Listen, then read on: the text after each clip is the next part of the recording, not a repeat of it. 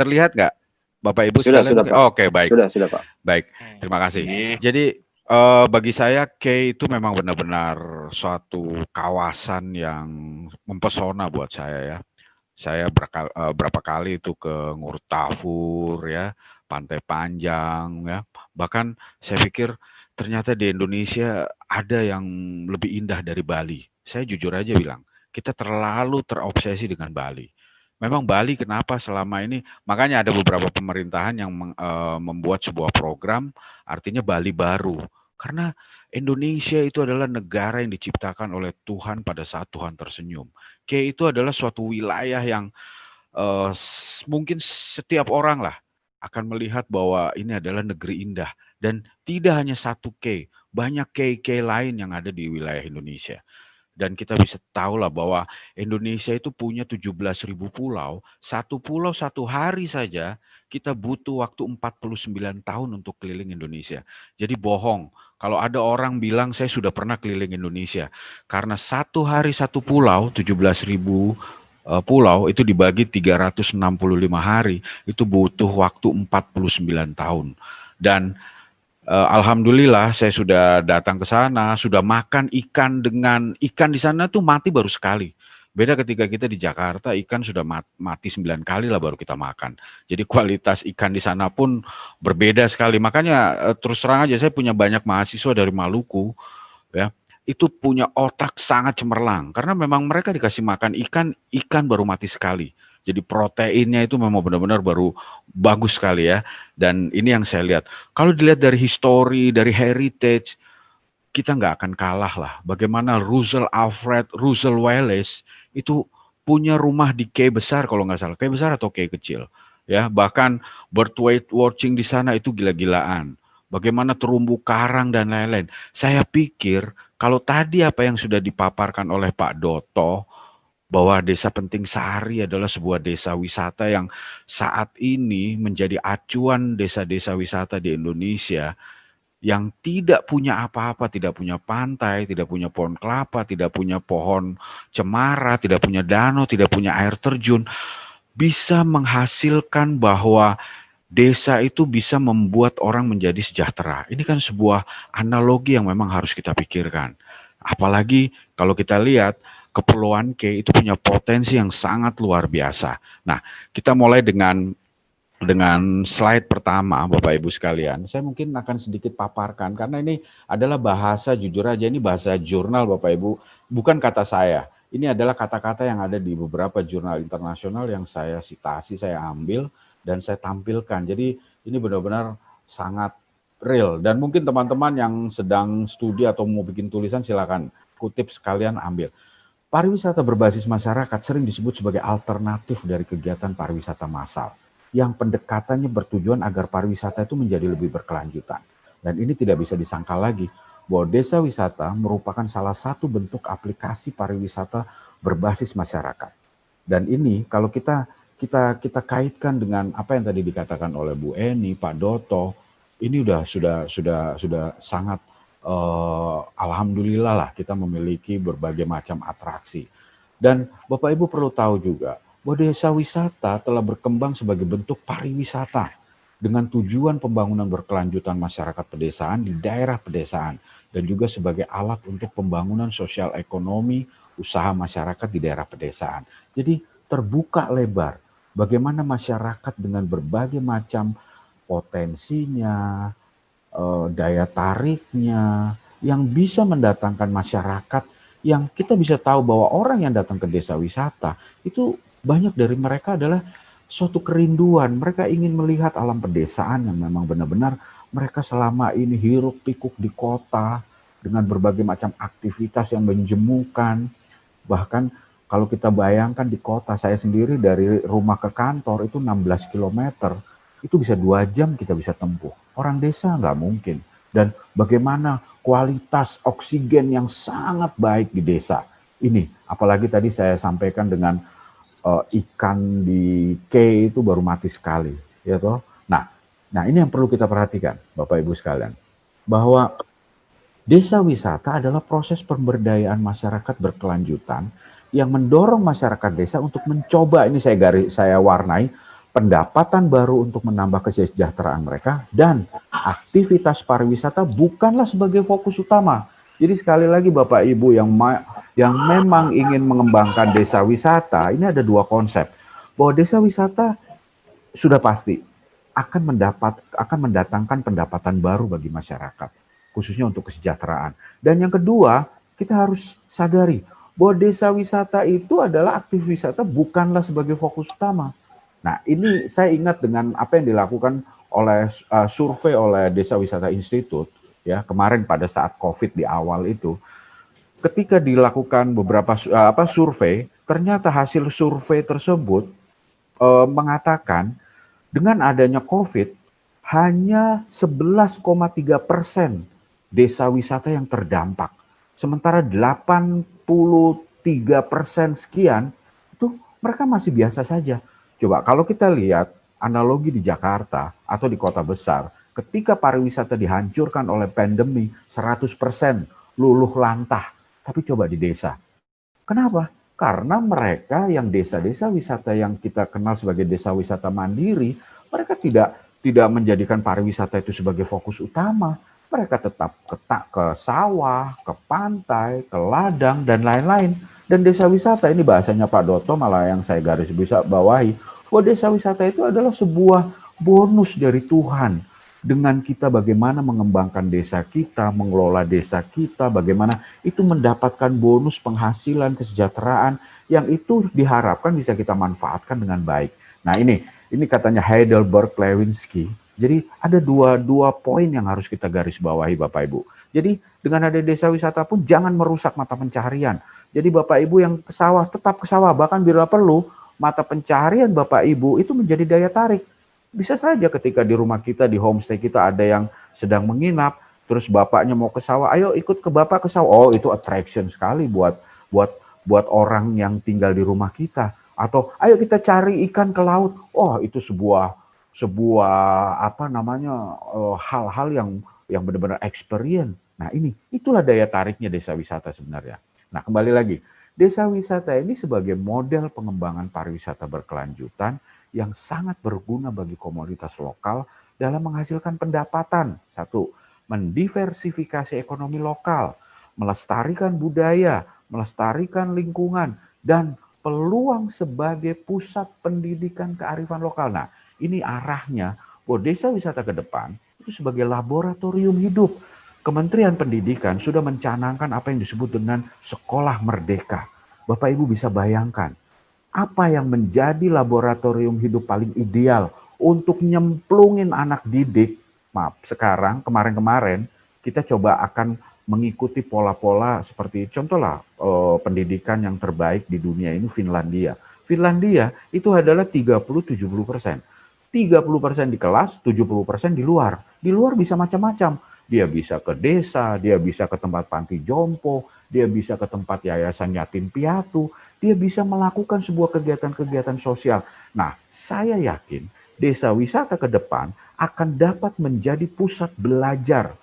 Ya, pusat belajar. Karena anak-anak di kota yang termanjakan oleh teknologi, social improvementnya sangat rendah, dia bisa ketemu orang tanpa menyapa. Ketika dia ke desa, dititipkanlah di desa oleh sekolah, saya yakin akan merubah mindset dan karakter mereka. Bagaimana bisa mereka menghargai masyarakat, menghargai petani, menghargai nasi paling tidak. Ini terbukti ketika kita melakukan penelitian, anak-anak sekolah yang belum masuk ke desa wisata, dia belum melakukan live-in, kita tanyakan kepada orang tua bagaimana pola pandangan dia terhadap nasi. Oh, mereka nggak selesai buang, tapi berbeda ketika dia pulang dari desa wisata, bagaimana susahnya petani menanam padi, sulitnya petani merawat, dan lain-lain. Disitulah benar-benar dia menghargai nasi. Itu baru satu contoh, belum contoh-contoh yang lain. Dan saya yakin ini yang menurut Parker dan Cardin, bahwa desa wisata itu ke depan, itu peluangnya sangat besar sebagai pusat pendidikan kearifan lokal. Nah, ini mungkin kita bisa gambarkan bagaimana dampak. Dan kita boleh tahu, Bapak Ibu sekalian, nah ini yang harus kita perlu lakukan. Secara umum, desa wisata tidak berhubungan dengan kemewahan, Tidak juga seperti harus serba terpenuhinya kebutuhan, namun prioritas pada kehidupan alami dalam kedamaian dan ketenangan, membaur bersama masyarakat setempat sebagai suatu keluarga dalam bentuk pariwisata yang berkemanfaatan. Ini Rodriguez, Bapak Ibu, penulis Scopus Q1 terbanyak di Eropa, Bapak Ibu, dan dia fokus kepada apa yang disebut dengan community based tourism. Dia mengatakan, wah, kalau makanya ketika euforia desa wisata dibuat, orang begitu begini membangun desa wisata seperti mau membuat sebuah atau membangun industri pariwisata di desa. Cobalah kita bayangkan bahwa orang yang datang ke desa wisata itu adalah bukan orang yang kalau dia mau mencari kemewahan, dia mau mencari sesuatu yang serba-serba dilayani, pergi aja dia ke hotel. Mereka adalah orang-orang yang memiliki kebutuhan interrelationship, natural interrelationship. Makanya mereka datang ke desa. Nah ini kita perlu, dan kita bisa lihat pengunjung desa wisata hanya mengharapkan suguhan kebersamaan, suasana kedamaian dan ketenangan, sambutan ramah penduduk, serta perubahan dari yang sifatnya rutinitas dan dari pola makan yang berstandar. Nah ini katanya Sofia. Jadi kita jangan ketika kita mau jadi desa wisata terus kita udah bingung duluan. Aduh, nanti kita harus berikan makan mereka seperti yang mereka makan di kota. Jangan salah Bapak Ibu, justru mereka sudah bosen dengan makanan mereka sehari-hari di kota. Kita ambil contoh lah. Coba kita kalau pergi ke Kampung Naga lah mungkin, atau ke Ngadas Bapak Ibu, mungkin di lereng Bromo sana ya. Bangun tidur yang dicari oleh tamu itu adalah tungku. Dengan suguhan singkong rebus dan kopi hangat, disitulah pola sosial, pusat sosial, bagaimana di situ ada interrelationship positif. Orang desa belajar bagaimana orang kota bisa mandiri, orang kota belajar kepada orang desa, dan orang desa pun juga belajar dengan orang kota. Kasarnya beginilah, orang desa itu akan kaget ya ketika mungkin saya datang, saya cerita, Bapak Ibu, saya itu kalau bangun tidur itu saya cari itu kipas atau apalah. Di sini saya kedinginan, saya cuma cari tungku. Bapak Ibu, saya untuk dari rumah ke kantor itu saya butuh 2 jam. Orang desa itu akan terbengong-bengong. Wow, jadi Bapak sekarang masih sehat toh menjalani kehidupan seperti itu. Bagaimana itu adalah sebuah pertukaran budaya Bapak Ibu. Ini yang sebenarnya the real dari atraksi desa wisata itu sebenarnya seperti ini. Bukan yang dibuat-buat terlalu dilebih-lebihkan, tidak. Sesuatu yang memang mereka adalah kita belajar tentang kearifan lokal, orang desa itu belajar tentang bagaimana itu susahnya orang kota. Bagaimana dan orang-orang kota belajar bagaimana ini anak-anak yang hidup di jauh dari keramaian, tapi mereka bisa masuk perguruan tinggi dengan kelas ternama di Indonesia. Wah, bagaimana nih polanya? Itu orang kota akan belajar hal-hal seperti itu. Baik Bapak Ibu, saya lanjutkan. Jadi pariwisata berbasis masyarakat ini yang tadi sudah disampaikan oleh Pak Doto. Dengan tegas, bahkan Bu Eni pun juga sudah menyampaikan bahwa pengelolaan desa wisata itu harus dari masyarakat, oleh masyarakat, untuk masyarakat. Bukan malah bikin CV, PT, dan lain-lain, kecuali kalau itu nanti sudah ada kesepakatan, itu kita nggak bisa bilang apa-apa. Karena Bapak Ibu sekalian, kalau mau gampang membangun desa secara instan, panggil investor, suruh bangun waterboom. Saya yakin nggak sampai 2 bulan Bapak Ibu desanya rame. Tapi apa yang terjadi dengan struktur sosial? Apa yang terjadi dengan subjek Bapak Ibu sebagai subjek atau tidak? Bagaimana peran Bapak Ibu di dalam itu? Bapak Ibu hanya sebagai penonton. Tetapi ketika kita bangun desa wisata berbasis masyarakat, yang kalau menurut Bruman, bahwa pariwisata berbasis masyarakat diartikan bahwa pengelolaan dan kepemilikannya oleh masyarakat dan untuk kepentingan masyarakat. Ini masih banyak Bapak Ibu para akademisi yang menyalahartikan hal-hal seperti ini. Saya dari akademisi, makanya saya bilang kami dari akademisi. Bahkan kemarin saja di salah satu perguruan tinggi pariwisata negeri ya, itu ada seorang narasumber bilang bahwa orang desa itu ya harus awalnya tuh harus dibangun oleh pihak luar, aduh, saya khawatir ini. Bahkan saya di situ saya tulis chat. Sampai saya bilang, apakah Bapak ada contoh yang bisa Bapak berikan kepada saya, desa wisata berbasis masyarakat itu maju berkembang karena pengelolaan pihak luar. Tapi tidak dijawab chatnya, atau mungkin tidak terbaca. Tapi intinya Bapak Ibu, saya tidak mau mengungkit-ungkit itu, bahwa kembali lagi, harus ada ketegasan bahwa desa wisata itu harus merupakan sebuah mimpi besar, apa yang katakan tadi kan Pak Doto, dan apresiasi besar oleh masyarakat dan peran serta masyarakat. Maka itu kita wujudkan dalam bahwa community-based tourism is understood to be managed and owned to community. Jadi bahwa itu harus dikelola oleh masyarakat, untuk masyarakat, dan kesejahteraan prioritas kepada masyarakat. Ini Bapak Ibu. Saya juga banyak belajar dari teman-teman ya, Pak Doto, Pak Triharjono, Pak Desta, Pak Alif, Pak Ansori, Pak Sugeng, dan lain-lain yang tidak saya bisa sebutkan. Mereka adalah guru-guru saya, Bapak Ibu sekalian. Baik. Nah, ini Bapak Ibu, ini yang perlu kita harus waspadai ketika kita awal ingin mengembangkan desa wisata Bapak Ibu. Apa yang disebut dengan oleh Brunner, ini disebut dengan Disneyfication. Ada 8 poin menurut Brunner. 1, kalau kita mengarah pada objek miniatur atau theme park, jadilah apa desa itu Bapak Ibu? Cuma membangun sebuah apa yang selalu dibuat-buat. Jadi desa wisata hanya sebagai objek. Harusnya yang namanya desa wisata itulah sebagai subjek. Kedua, pembuatan fasilitas yang berlebihan. Biarkan itu seperti air mengalir secara evolusi. Bahwa nanti desa wisata akan memiliki, kalau kita Bapak Ibu pergi ke Kampung Naga, mungkin konsep desa wisata itu baru berapa tahun, ya awal-awal 2000. Kalau Bapak Ibu baca di bukunya buku-buku pariwisata yang namanya Kampung Naga, dari dulu sampai sekarang itu sudah menjadi sebuah destinasi para wisatawan asing Bapak Ibu. Di sini ada Pak Patrick nih ya, di grup ini saya lihat. Beliau tuh bisa nanti bantu itu bagaimana itu. Bagaimana tamu-tamu tersebut nginap di sana yang tidurnya di ruang tamu tapi bersih, standar keamanan dan standar kebersihan.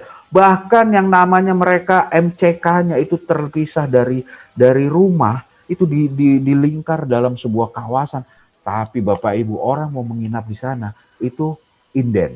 Itu. Jadi kita kembali, bahkan Pak Doto juga tadi sudah menegaskan, kalau bila perlu rumah kita yang apapun kondisinya, kita bersihkan sebersih-bersihnya, kita lakukan standar keamanan yang baik. Nomor 3, kita jangan euforia pada nilai sosial budaya lokal yang tidak ada-ada diada-adakan, akhirnya malah cost Bapak Ibu.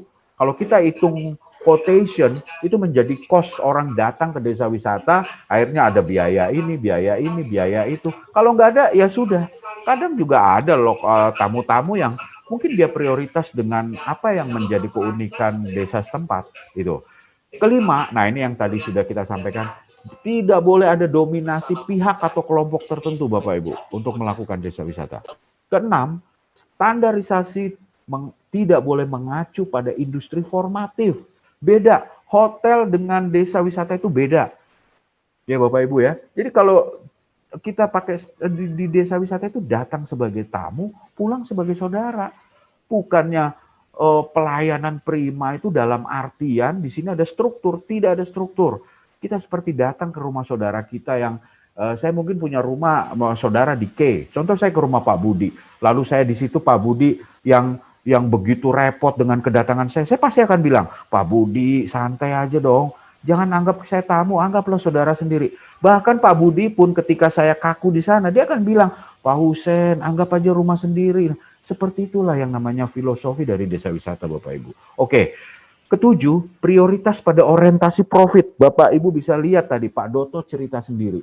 13 tahun Bapak Ibu, bukan berarti kita langsung berpikir kita bangun desa wisata tahun ini, nanti tahun depan ada tamu, 2 tahun berikutnya kita bisa beli ini. Saya pernah mendengar apa yang Pak Doto sampaikan kepada saya di awal-awal saya belajar, bahwa orang membangun desa wisata itu adalah investasi jangka panjang. Anggaplah nggak ada tamu yang datang, paling tidak Bapak Ibu punya daya tarik. Bapak Ibu sudah bersih, memiliki tingkat kebersihan. Bapak Ibu punya pola hidup yang baik. Bapak Ibu sudah biasa dengan menerima perbedaan. Tapi sewaktu-waktu ada tamu, alhamdulillah itu rezeki dari Tuhan Bapak Ibu. Nah, ke-8 Bapak Ibu menurut Brunner dikatakan bahwa kita harus antisipasi adalah dekadensi organisasi masyarakat. Bahwa penguatan organisasi, tata kelola organisasi lokal itu sudah harus Bapak Ibu. Jangan nanti organisasi itu tidak terkontrol karena memang di desa wisata itu adalah ada sinergi antara masyarakat, pengelola desa wisata dan perangkat desa. Dan itu harus apa yang Pak Doto bahasanya tadi adalah kebersamaan. Nanti ada di dalam tema-tema itu. Baik Bapak Ibu, mungkin ini sedikit bahwa di dalam desa wisata itu ada 4 poin yang harus kita lakukan Bapak Ibu. Pertama, environmental responsibility. Kita harus menjaga tanggung jawab lingkungan. Ini sudah harus. Kedua, local economic vitality. Ini kesimpulan tadi. Artinya apa? Penguatan ekonomi lokal. Ketiga, harus ada culture revitalization. Dan yang keempat, culture revitalization bisa aja gini Bapak Ibu. Di K ada permainan anak-anak yang dulu mungkin zaman Pak Budi, zaman Pak Alex dan lain-lain masih dilakukan. Tapi sekarang anak-anak sekarang yang sudah semuanya termanjakan dengan gadget, mereka seperti anak-anak autis bangun tidur dia sudah bangun buka gadget. Ini mainan itu sudah nggak tersentuh lagi. Nah ini kita coba giatkan, kita bangkitkan permainan-permainan tradisional. Karena Bapak Ibu perlu ketahui, permainan tradisional jauh lebih berkarakter daripada gadget Bapak Ibu. Disitulah kita anak-anak dilatih bagaimana social improvement kita, bagaimana engagement kita, bagaimana kita memiliki adversity equation, kita bermain kelompok. Disitulah kita belajar untuk menyatukan berbagai macam aspek. Nah ini apa yang disebut dengan culture revitalization. Ketiga adalah experiential richness. Bahwa desa wisata itu adalah pengayaan pengalaman. Orang datang itu dengan pengalaman.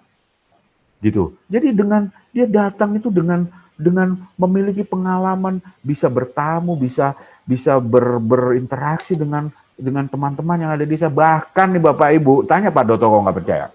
Ya, setiap desa wisata orang datang tamu kalau mau pulang itu pasti tamunya akan bilang begini kalau dia puas ya, Pak. Nanti kalau ke Jakarta mampir ya ke rumah saya. Datanglah apa yang disebut dengan datang sebagai tamu, pulang sebagai saudara. Silaturahim Bapak Ibu.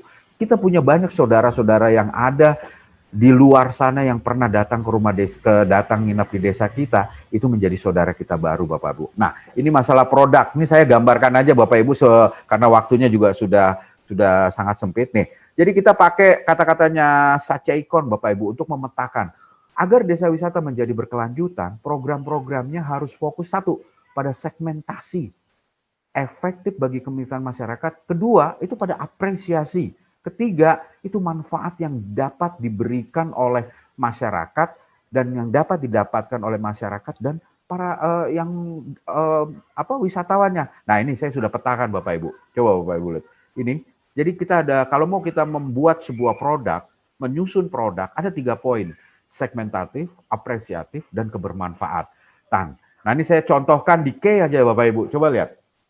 Ini saya gambarkan apa yang menjadi kacamata saya. K itu kaya akan apa Bapak Ibu? 1, experiential with local community. Wah ini sudah pasti, desa wisata itu harus ada pengalaman yang spektakuler ketika kita tinggal di masyarakat. Kedua, K itu kaya akan species, tadi sudah disebutkan oleh Bu Eni. Kita ini dijajah oleh penjajah itu karena daya tarik Maluku Bapak Ibu, jujur aja ya. Spesies itu adalah daya tarik yang tidak bisa dihindari pada masanya lalu Bapak Ibu. Banyak orang bangsa datang ke Indonesia itu cuma cari spesies dan pusat spesies itu adalah di negeri Maluku Bapak Ibu. Ya. Wallace Root, ya, Alfred Russel Wallace yang membuat garis maya tentang Indonesia itu ada di Pulau K. Ini kita bisa coba nanti teman-teman nih ya. Saya minta Pak Budi teman-teman kalau bisa mahasiswa yang lagi ngambil skripsi tolong paksa itu Pak Budi. Kalau mereka tidak mau bilang saya Bapak Ibu. Pak Budi ya, itu ada Mina sama si Nona siapa itu bilang sama saya. Kalau dia nggak mau kasih tahu saya ya. Ini coba suruh dia bikin pemetaan. Diving snorkeling sudah pasti. Beach and sunbathing udah pasti nih. Ini kita ambil contoh aja, mungkin bisa ditambahkan. Bird watching, Pak Budi ini adalah tour guide, local guide bird watching yang sudah skala dunia nih. Saya tahu itu ya. Dia kesukaan para bule-bule itu karena kulitnya yang eksotis juga ternyata ya. Terus kedua, seafood kuliner ya. Ini sudah tidak bisa dibantah lagi.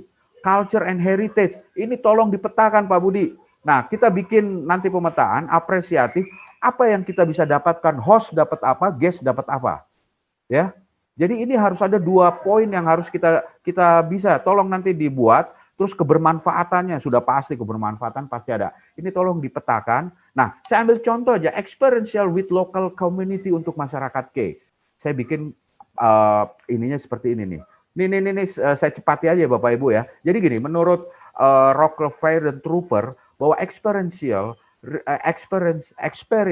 itu sebagai fenomena ke desa wisata. Ini kita ambil contoh. Apa sih yang dibutuhkan oleh pengunjung ke desa wisata?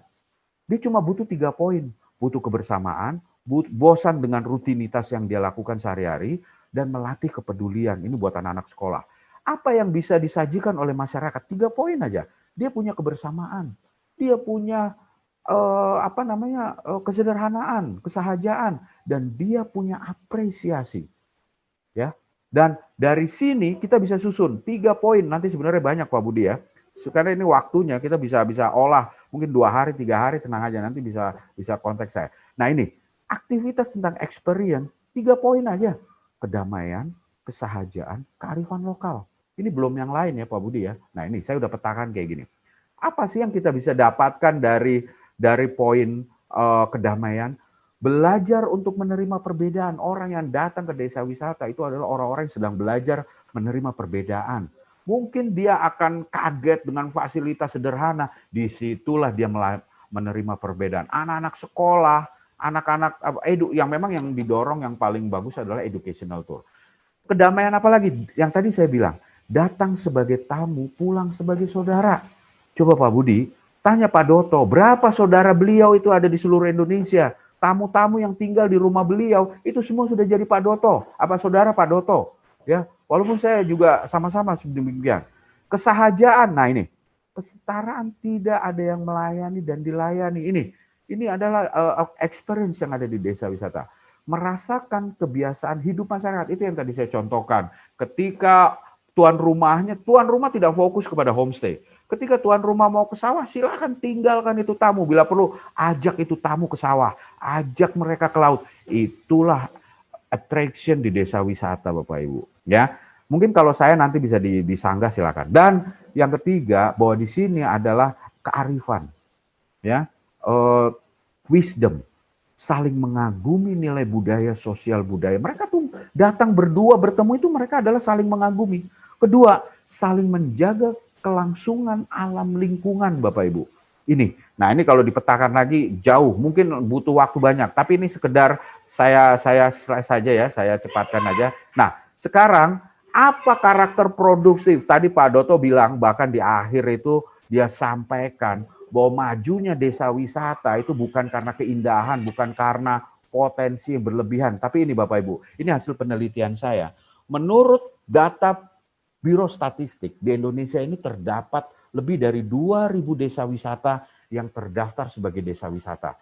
Dari jumlah tersebut, kurang dari 10% yang dikategorikan sebagai desa wisata mandiri. Kenapa? Apakah kurang indah? Apakah kurang baik? Apakah aksesibilitasnya kurang? Apakah kurang segala macam? Nah ini, anehnya lebih dari 90% desa wisata yang dianggap belum mandiri tersebut, atau yang tidak maju-maju, bukan karena kurang daya tarik, atau sulitnya aksesibilitas, atau rendahnya kapasitas masyarakat dalam mengelola, atau bukan juga karena buruknya fasilitas akomodasi dan lain-lain, tetapi karena karakter masyarakatnya kurang produktif. Nah ini, apa yang disampaikan Pak Doto tadi di akhir presentasi, ini yang saya temukan juga di dalam penelitian saya. Dan satu lagi Bapak Ibu, ya, ini saya ambil dari para pejuang desa wisata. Ya, ada Pak Doto, Penting Sari, Pak Sugeng, Ngelanggeran, Udi Hartoko, Pujon Kidul, Pak Moneng, Panglipuran, Alif Ajisaka, Desa Dieng Kulon, Tri Harjono, Bleberan, Purnomo Ansori, Wisata Gubuk Lakah, Tatak Sariawan, Desa Wisata Candirejo, Ritno, Purwoko, Bapak Ibu tanya mereka, saya sudah pernah tanya kepada mereka beliau yang saya anggap guru-guru saya melakukan suatu studi tentang interpretatif fenomenologi analisis Bapak Ibu. Apa yang didapatkan Bapak Ibu? Ini, karena ini kualitatif Bapak Ibu. Maju atau mundurnya, kebersamaan atau tercerai-berainya, bangkit atau terpuruknya, bahkan berkelanjutan atau hancurnya sebuah desa wisata terletak pada faktor keberdayaan dan kemandirian masyarakatnya. Di mana nilai-nilai kebersamaan, nih Pak Doto berkali-kali tadi sebut kebersamaan, keterbukaan, Bu Eni juga tadi sudah sebutkan, bahwa harus terbuka, keikhlasan, komitmen, ketahan malangan, nih tahan banting maksudnya, sebagai mentalitas pengikat untuk keunggulan dan keberlangsungan sebuah desa wisata berbasis masyarakat. Jadi Bapak Ibu, ini saya petakan seperti ini. Dan saya cari teorinya di beberapa jurnal internasional, ada Marian. Dan mereka persis mengambil apa yang disampaikan oleh para pejuang-pejuang tangguh, para champion-champion tersebut Bapak Ibu, ya, mengatakan bahwa kebersamaan Bapak Ibu. Desa wisata itu bukan Superman yang maju, tetapi adalah super team. Jadi benar-benar yang namanya masyarakat biasa yang tidak punya homestay itu sama dengan pengelola, itu sama. Bagaimana ini harus merupakan sebuah bentuk organisasi lokal yang harus dengan keikhlasan. Makanya orang-orang seperti yang tadi saya sebutkan, mereka adalah orang-orang yang sudah selesai dengan dirinya.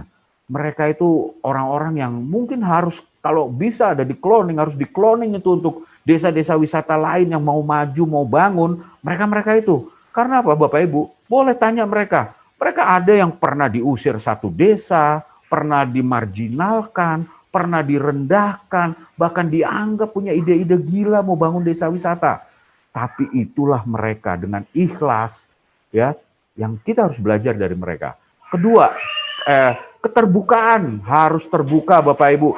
Desa wisata itu adalah jenis kegiatan pemberdayaan masyarakat yang harus terbuka satu sama lain. Maka tadi Pak Doto bilang, walaupun Pak Doto punya saudara di dalam desa wisata tersebut, jangan mentang-mentang ada tamu, nih ada 10 tamu. Oke, homestay 1 sampai 10. Lalu berikutnya harus homestay 11 sampai berikutnya. Jangan mentang-mentang kita ada saudara, ada keluarga, ada apa-apa. Oh, dikasih tuh, tidak. Ini yang saya belajar dari Pak Doto. Dan saya belajar dari teman-teman lain pengelola desa wisata. Mereka harus terbuka, mereka harus adil untuk menentukan siapa yang nginap di homestay saja. Itu benar-benar dengan aturan dan ini harus ada penguatan organisasi. Keempat, komitmen. Komitmen itu harus dijaga Bapak Ibu. Komitmen itu sangat sulit, gampang diucapkan. Tapi saya nanti akan share apa sih ciri khas atau indikator komitmen dalam pengembangan desa wisata berbasis masyarakat. Dan yang terakhir adalah ketahan malangan. Bapak Ibu perlu tahu, Penting Sari baru bangun desa wisata setahun atau 2 tahun, boleh tanya Pak Doto, itu meletus gunung berapi. Apakah terus apa yang mereka sudah bangun, sudahlah wis, gak usah desa-desa wisataan wis, desa biasa. Enggak Bapak Ibu, ini anggaplah sebagai ujian. Bahkan ketahan malangan itu bisa, kalau kita lihat Penting Sari itu di rawan bencana Bapak Ibu. Ya, bahkan di desa-desa lain juga demikian. Tapi justru harus dipupuk itu apa yang disebut dengan adversity equation. Ketika kita tidak ada tamu itu nomor 20. Yang penting bagaimana kita berusaha. Tadi Pak Doto sudah sampaikan tuh poin-poin itu, nanti mau saya ambil, saya culik, saya bikin penelitian tuh. Saya baru lihat itu Pak Doto bikin kayak gitu. Itu saya ambil bagaimana tahan malang. Nanti bisa saya share. Saya punya bukunya Paul Stolz, judulnya Adversity Equation. Itu keren banget Bapak Ibu. Oke Bapak Ibu sekalian, mohon maaf Bapak Ibu mungkin sudah bosan dengan apa yang saya sampaikan. Nanti kita bisa diskusi lagi. Terima kasih Pak Andi yang sudah mungkin kalau bosan saya mohon maaf. Bapak Ibu sekalian, mohon maaf apa mungkin ada kata-kata saya yang salah atau terlalu keras. Wabillahi taufik wal hidayah. Wassalamualaikum warahmatullahi wabarakatuh. Waalaikumsalam warahmatullahi wabarakatuh. Sangat luar biasa Pak ya. Ini